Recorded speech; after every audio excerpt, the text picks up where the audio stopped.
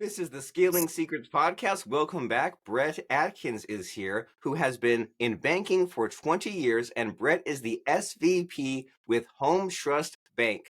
And Brett leads a team of SBA leaders that averages $100 million in production annually. Brett is a lending expert, and he assists business owners and C-level executives in strategic borrowing. So we're going to find out about all these cool banking concepts, all these things that we can plug into, tap into, startup financing, business acquisition financing, franchise lending, so much more. So Brett, how the heck are you today? Great, Robert. Thanks for having me.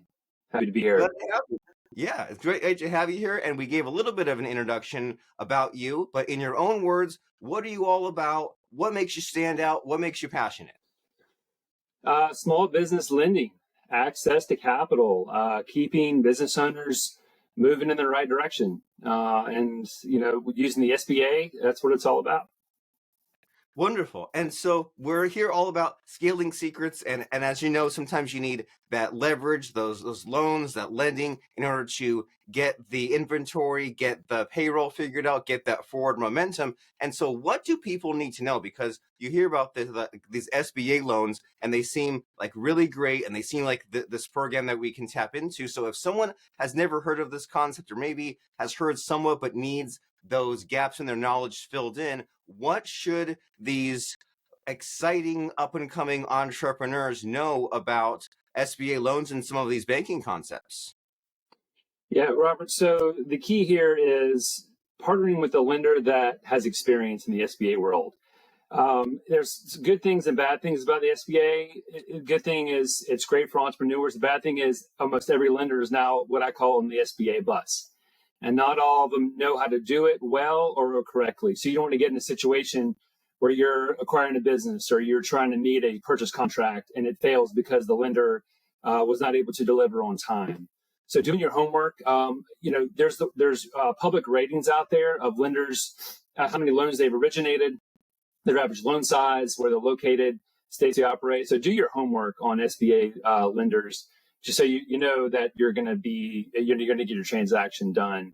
I would also find a lender that kind of does it all, has experience in all avenues, because every transaction is different and every lender learns from every transaction to kind of build I call their SBA, bucket, right, as far as experiences. So the more transactions they've done, the more likely they're able to help you get your transaction done efficiently and effectively.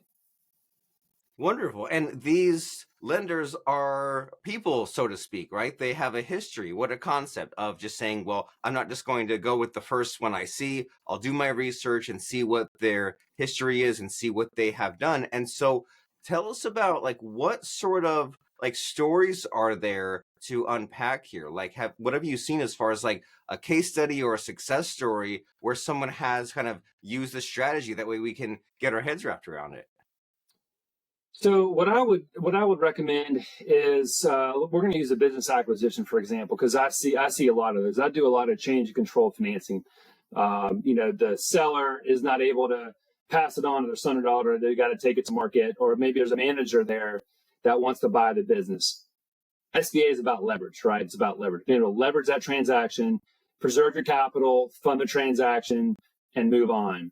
What I would talk about is situations where the buyer and seller go to a bank and they say, hey, I want to apply for an acquisition loan. And the bank doesn't ask a lot of questions. They just say, okay, great, let's get into underwriting. And they haven't done enough cash flow analysis, or they haven't tried to evaluate the business.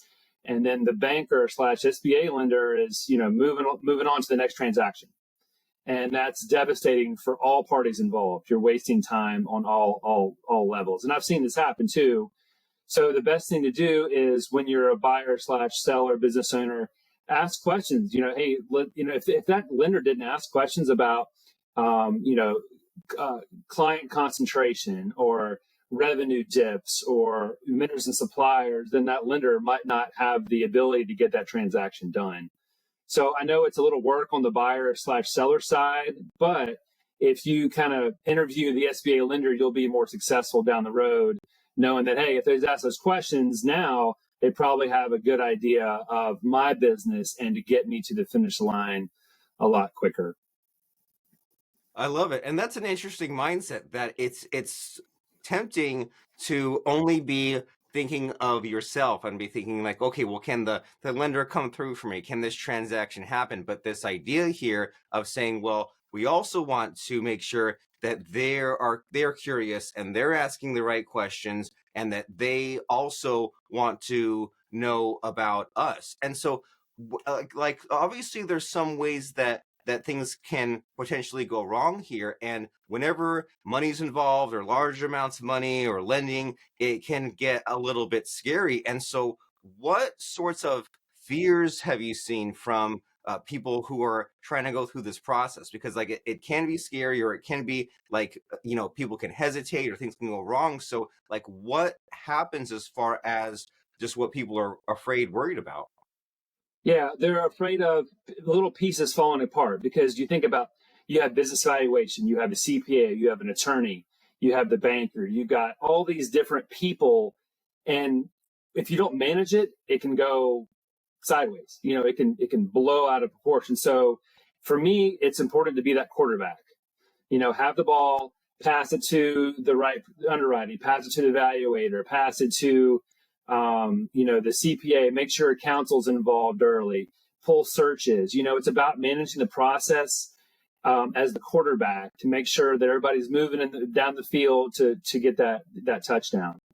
When that doesn't happen, then things can go sideways. It's about, I call it meeting targets, set targets. Me as the quarterback, I'm going to set, okay, I need the business valuation done by the 5th. If we're going to close on the 30th, I need the valuation by, the 7th to get it in and get evaluated. If there's any concerns with the valuation, then I've got time to go back to the seller, what have you.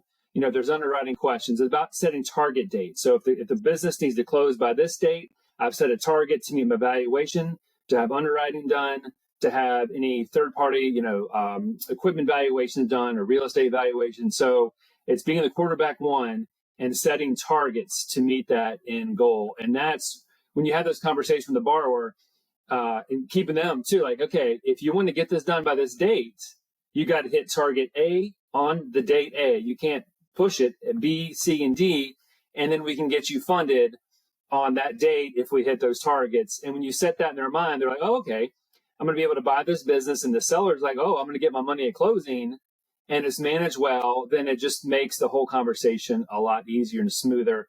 And everybody's on board with confidence to know that, hey, it's being controlled and we have target dates to hit to get to the end result. And that's a great mindset in general, right? To be prepared and to plan ahead and to communicate and to say, here's my goal, but more importantly, more than a goal, but here's my target, which means I want to get to this finish line by this date. But then when you work backwards and figure out the timelines, the dependencies, you say, well, here's what we all want to get all wrapped up by the end. But that means that by this date, we'll have to get this done.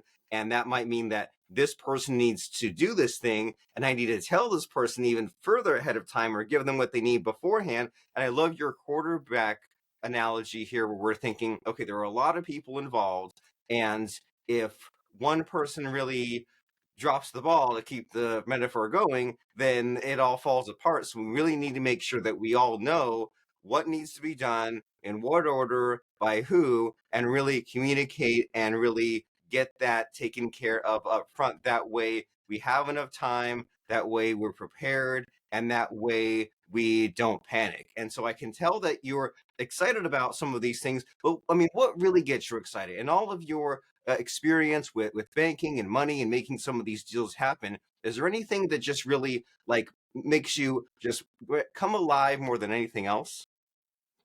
Yeah, seeing the result, going to the ribbon cuttings, going to the acquisitions after they change hands, and there's celebrations, there's excitement.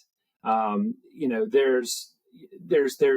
a new owner in business can be scary and daunting for staff to wonder, hey, this new owner, I don't know what's going to happen. So at the end of the transactions, seeing the success and those employees there and engaged is really fun. I mean, I do startup financing too, and I do a lot of franchise lending. And I go to a majority of the ribbon cuttings. I'll fly out. I mean, I can lend nationwide. So once that business is open and running, I'm going to fly out and be at the ribbon cutting. I'm not going to be able to cut the ribbon because I won't have that ability, but I'm there celebrating. I just had I flew back from actually California Marina, and I got some other stuff going around the country. So I'm excited to be able to go out there and see the fruits and the excitement that the borrowers have. That hey, this is real.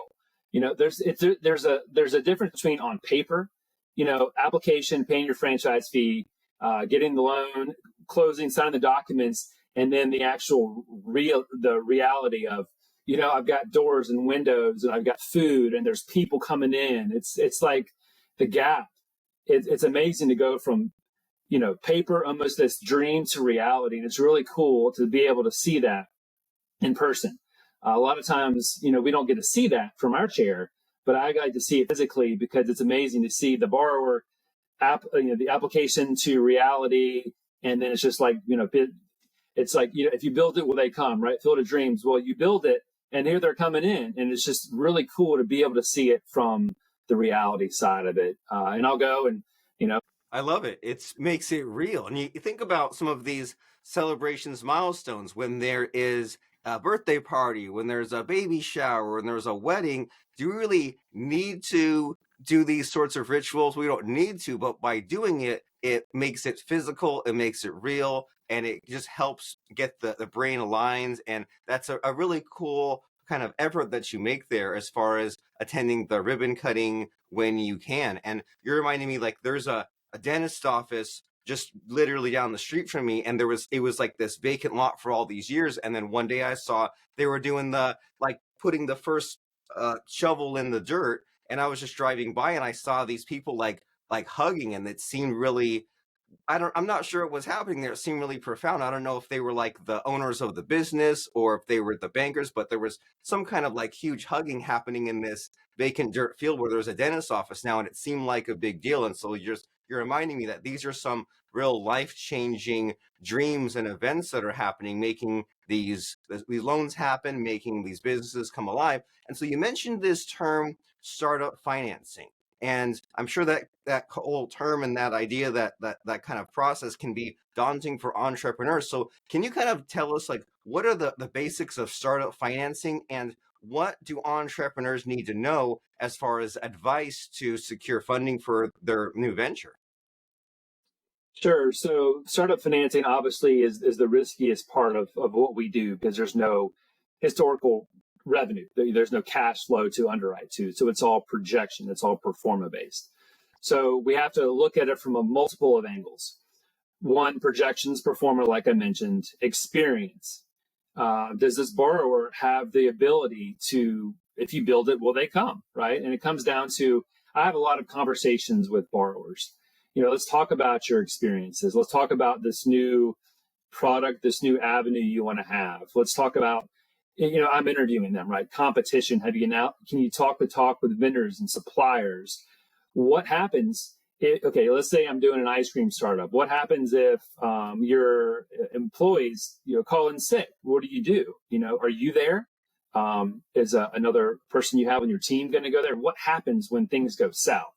And that's the true test to these entrepreneurs of, oh yeah, I've got a plan for that.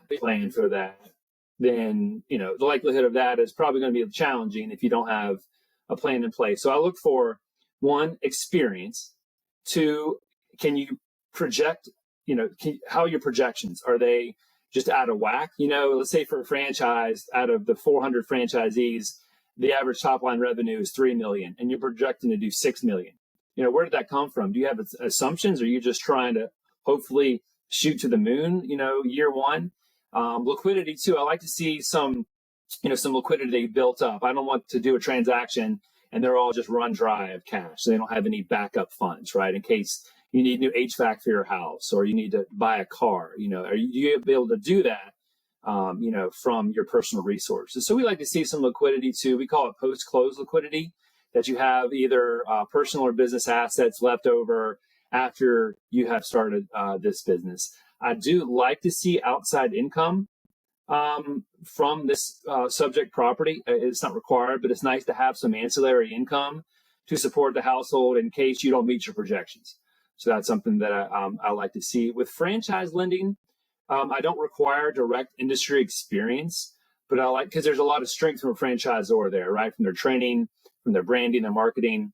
But I like to see translatable experience. Have you managed certain people, budgets? Can you talk the talk with vendors and suppliers, like I mentioned before? What happens if John and Sally call in sick? You can't shut the doors. If you do, you're going to lose revenue. You're not meet your projections. So what's your plan? You got a system manager. Those are all things that we look for when we're financing the startup. Just, one, does it make sense for the bank, for the borrower?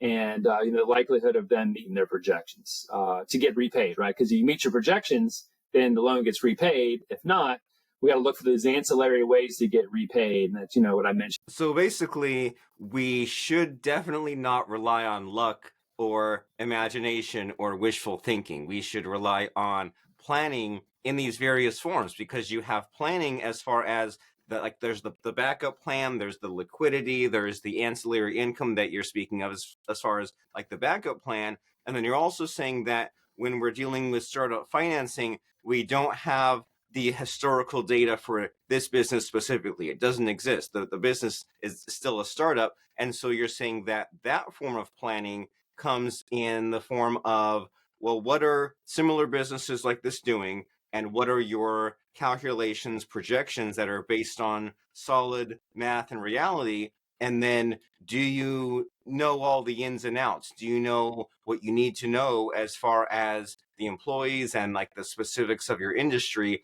And so even if the historical data doesn't exist, find the data in some way, that because otherwise you're just basically rolling the dice, right? Otherwise you're just guessing. And so that way it needs to come from somewhere. It can't just come from poof, right in the middle of my head. And so so there's that idea of startup financing, and then franchise lending, just to make sure that we're all on the same page. It's always fun to just kind of go back to basics and kind of think of these really simple concepts and start from scratch. So as far as this franchise lending concept, can you explain it as if I'm a 5-year-old, as if I'm a third grader, and also like what does it mean to you and how is that so important? Sure. So franchises, they sell they sell units, right? You can be a franchise owner of a major franchisor. You can be a franchisee. There we go. I got that out right. You can be a franchisee of a franchisor. You can buy different territory rights and locations, and they sell those, and you can become a business owner of the franchise. Doing business as Froyo, Main Street Froyo, or a burrito factory or whatever. So you can buy the franchise location. You can buy even a pack or a pocket or a number of locations of territory. And we can come in and help fund that. And one thing that's really great about SBA lending is all the use of proceeds we can do. We can help fund leasehold improvements, working capital, fixtures, furniture, equipment, marketing, advertising. All these are eligible use of proceeds with the SBA. So normally what happens is the franchise will charge a franchise fee up front. That's hey, this is the cost of buying the franchise. And then the borrower will call me and say, Brett, I'm ready to, the franchisor has helped me find location 1. I need funding to get it up and running. So we take a look at the project cost and, okay, we kind of take a look at everything. Does this make sense from the borrower to the bank? Get an underwriting, approval, closing, review the construction component of it. We do construction lending. So most SBA lenders will do ground up construction or tenant improvements. So there's that also eligible use of proceeds. So we really can do a vast majority of financing tools to help that franchisee get up and running. Inventory, right? We'll kind of manage that. And we'll want a little bit of equity, cash from the borrower. We'll kind of split. We'll do, a leverage position in their personal equity, based on the risk. We'll get a little bit of equity from them, and then we'll fund the rest at closing. And then they go, and then they fund, and then there's, a build out portion. Say the TI, the tenant improvements take 6 months. Well, that loan will be funded from interest from the loan to pay the loan while the construction's going, because there's no revenue coming in, right? But there's still, the loan's closed. You got to bridge that gap. So I love your mindset. And it's always, that's why it's fun to talk with sort of financing number guys like yourself, because it's fun to hear about the strategy and what the plan is. And it's exciting, right? It's not just about the cold numbers. It's like, here's what we'll do this and we'll that, and this will allow this to make it happen. And this whole idea of the like starting up with the franchise, sometimes you hear about the common examples you hear, like fast food, right? You hear about like a McDonald's or about a Burger King. But a few months ago, I was talking to a guy who was saying, like, there's so many franchises out there, right? There's franchises for contractors and for home service businesses.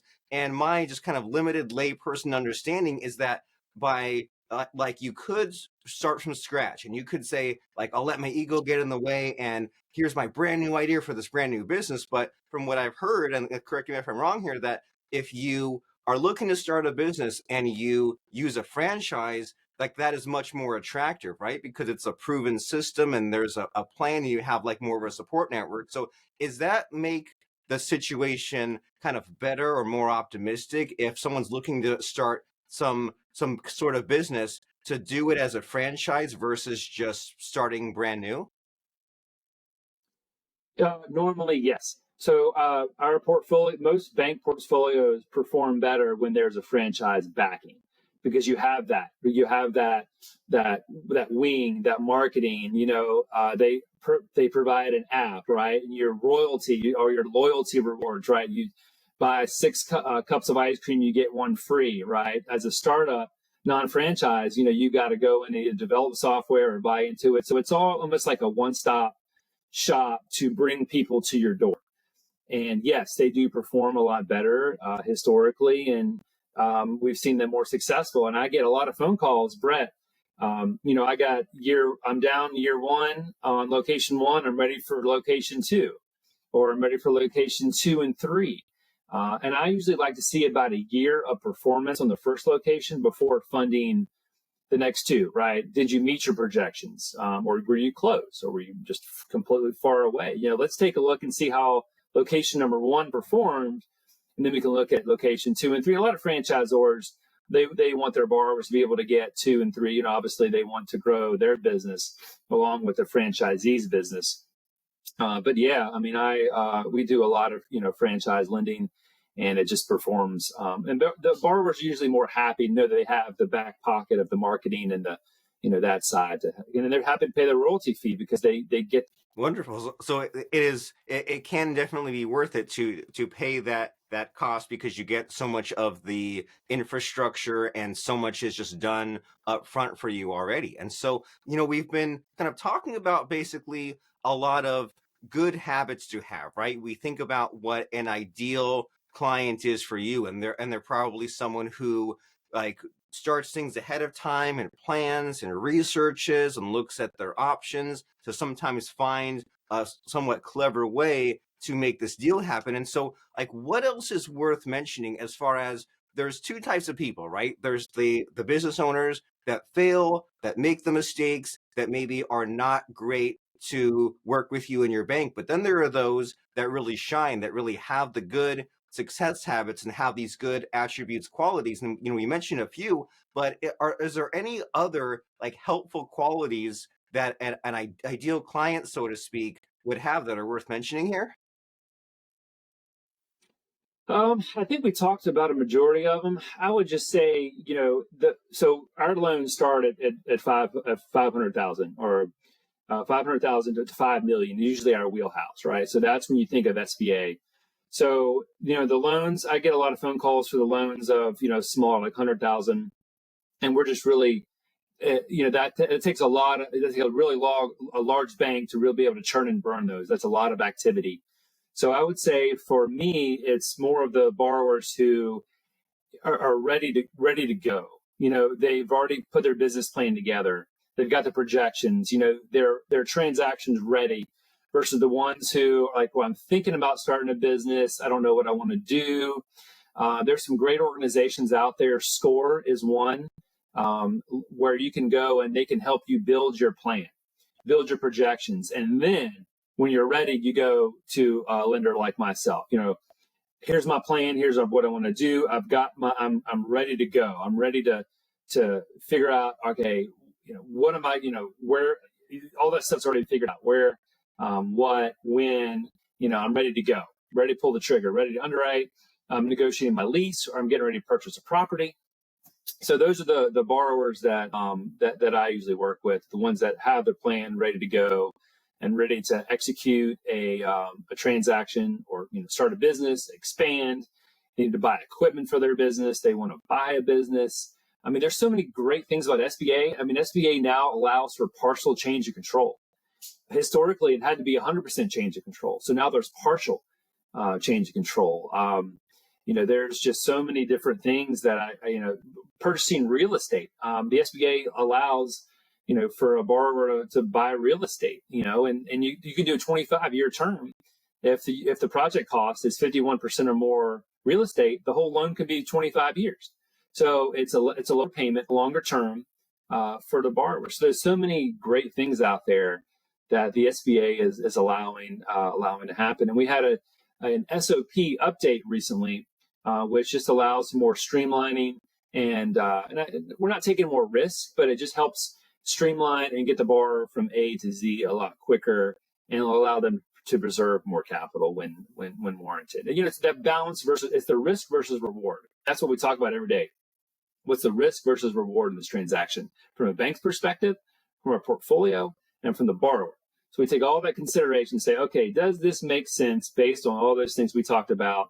And, well, this is exciting. And there's just so many lessons here, because you're mentioning, I love your kind of attitude here of saying, well, there's the risk and the reward. So you look at it from those three different perspectives, right? You look at it from the borrower, and from a lender, and from the portfolio, and you look at it from each person's point of view, just because that makes total sense. But in order for the deal to be logical and make sense and to proceed, you would want all those three kind of touch points to make sense there. And then there's also this idea of there, in any kind of business or scaling, there's this idea of, well, who is on my team, or who will help me?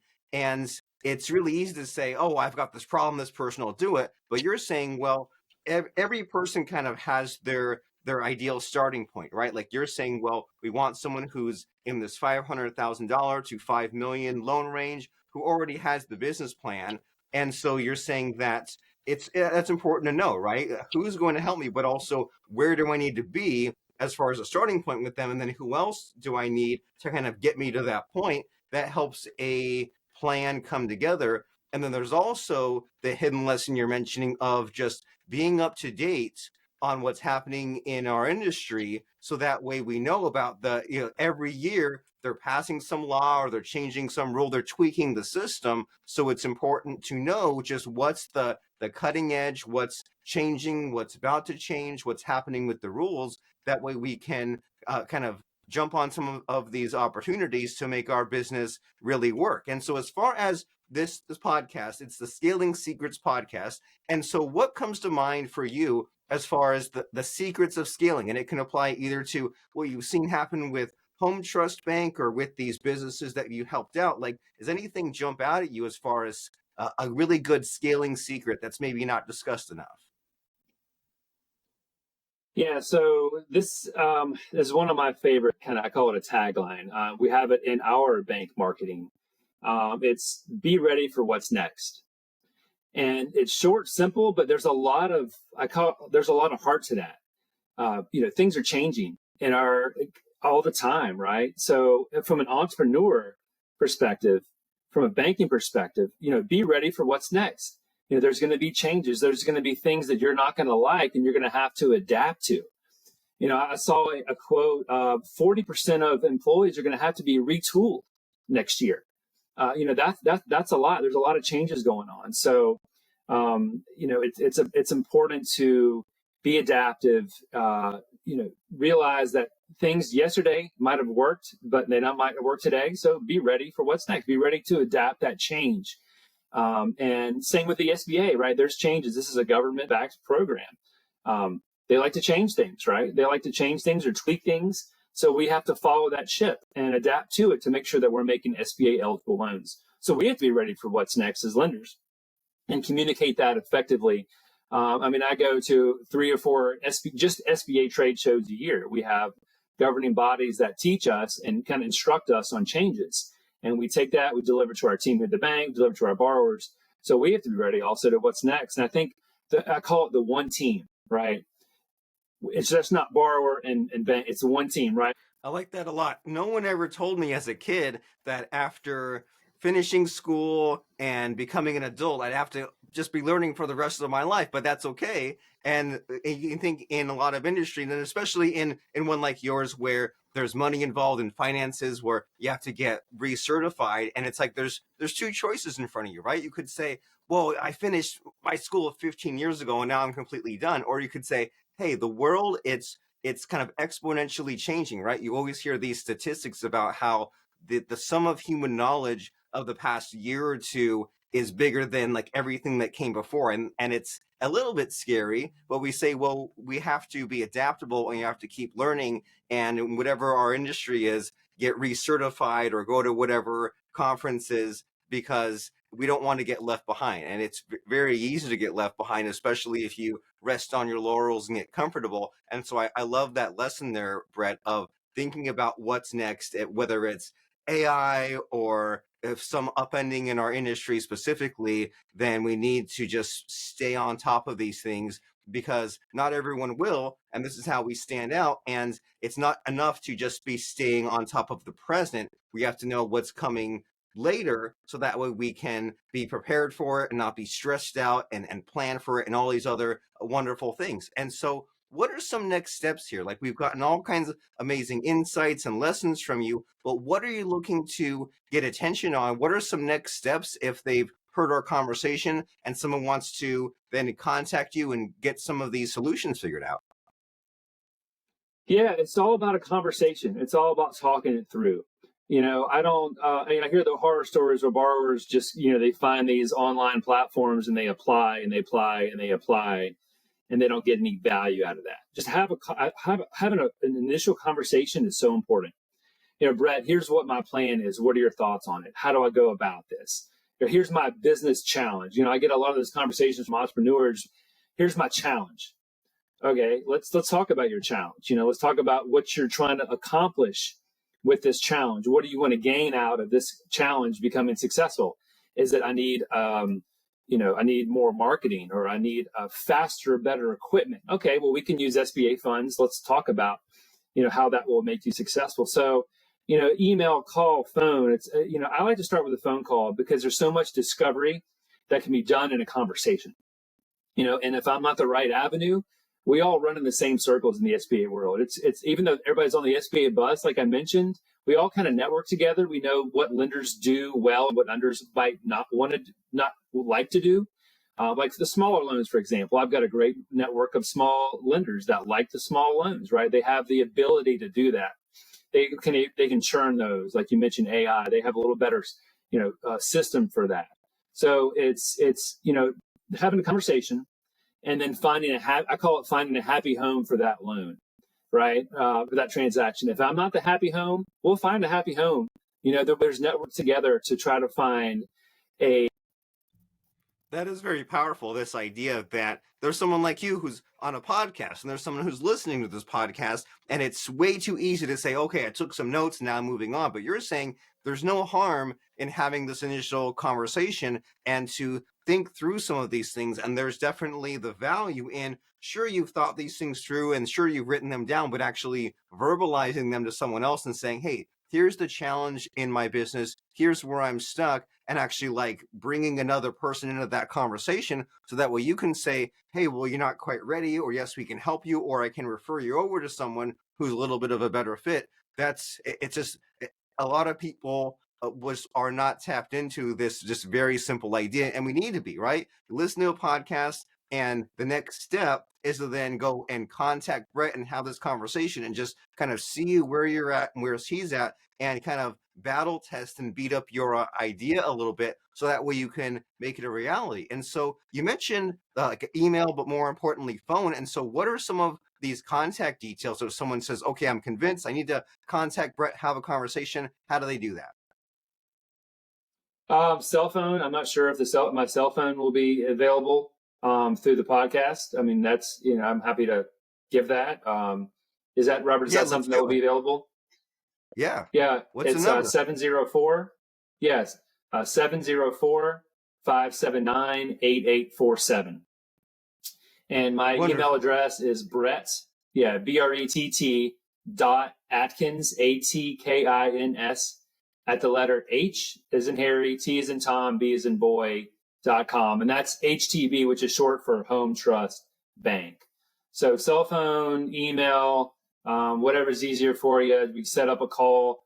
And there's a lot to, in that first phone call. I mean, just think about all the questions that can be answered. Oh, I didn't know you could do this. Oh, I didn't know you could do that. Or, oh, that's great. That'll help. A lot of conversations are, sometimes they don't even get to the loan stage. They're like, oh, well, I didn't realize I could do that with what I have.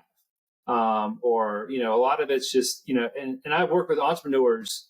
I've been doing SBA lending directly for 10 years and banking for 20. So it's, there's even a conversation somebody had where I'm not going to qualify for an SBA loan, but I have equity in my home that I can use, right? So it's about having that full conversation, kind of discovery conversation, that maybe, so it's all just being a consultant, right? A consultative role, and it's the right thing to do.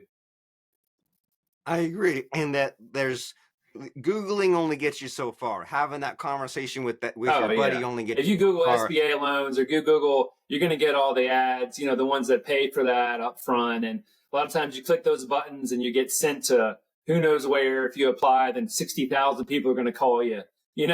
That's happened. Like if you apply for a mortgage, there's software now that's going to happen out there. So, definitely do your research and try to find a person to talk to before clicking a bunch of buttons, because that's going to save you time and less headaches to have those conversations with people versus just clicking buttons and applying here and there, because you don't want that happening. And sometimes they might even pull personal credit and you didn't know about it, right? There's a little disclaimer in there, and somehow it's with my challenge and my solution. Yes, because then otherwise you might end up making a mess, like you said, the credit, or you get retargeted on ads, you end up on newsletters, and you might end up more confused than when you started, and you might even get discouraged. So the Absolutely. solution to all of that, to cut out the noise from the signal, is to have this conversation with Brett. We said that's brett.atkins@htb.com, and that phone number 704-579-8847. Well, it's been wonderful speaking with you, Brett, and just becoming aware of all of these possibilities that can happen for the future and alternatives and possible paths. I love your creativity, imagination, and some of these ideas, concepts. So you're a wonderful person and wonderful banker, and it's been just amazing having this conversation with you. So thank you, Brett.